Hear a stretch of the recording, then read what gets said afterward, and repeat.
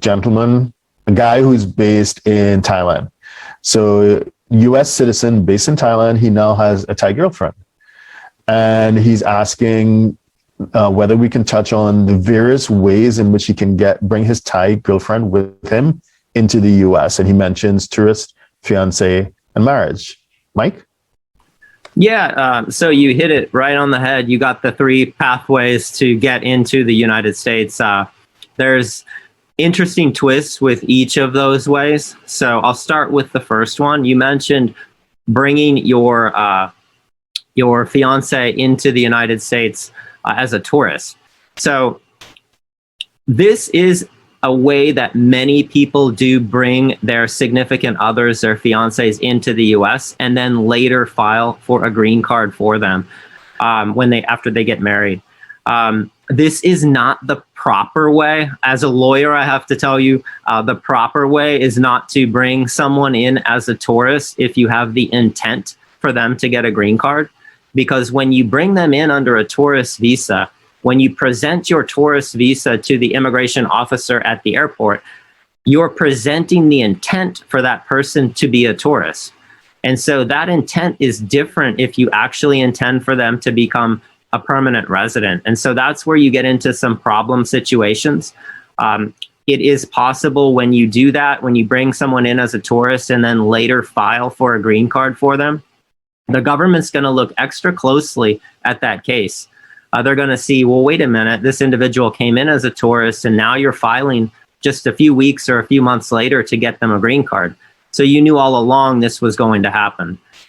That's where you hit problems. And so the government does give people the benefit of the doubt if the individual comes in as a tourist and 90 days have passed before you file for a permanent resident classification for your spouse.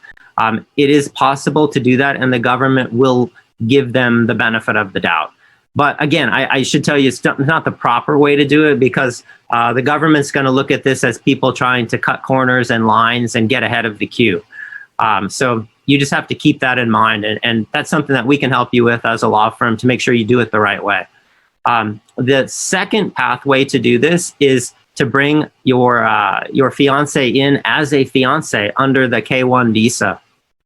It's absolutely possible to do that. We do it routinely in our office here. You file for what's called a fiancé petition, get them classified in the system as your fiance, and then they go to the embassy and they get the fiancé visa stamped in their passport. They generally have a limited amount of months to enter the United States, and you have 90 days to get married once she's in the United States. Once that happens, you can file paperwork and they go immediately into the permanent resident queue. So this is kind of similar to the show 90 Day Fiancé. If you've ever seen that on TV, that's the K-1 visa process. And so very popular way to bring your fiance to the US. The other option is that if you're already married, or if you really want to get married quickly, you don't want to wait around for a fiance visa and then go to the US to get married. Maybe your plans are to get married abroad anyway in Thailand. You can do that. You can get married abroad and then you apply for a marriage visa.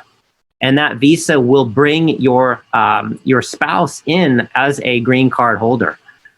So it's a great process as well. Each of those steps and processes, they have their own timelines, their own fee structure in terms of what the government filing fees are and all of that. But all of them, again, very good options. And you can do them the right way if you structure your plans accordingly. Okay, that's great. Thank you.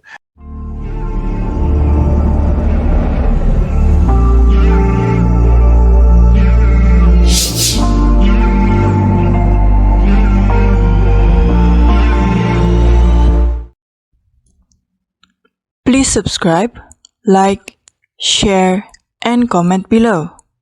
Our books and upcoming events are available at htj.tax.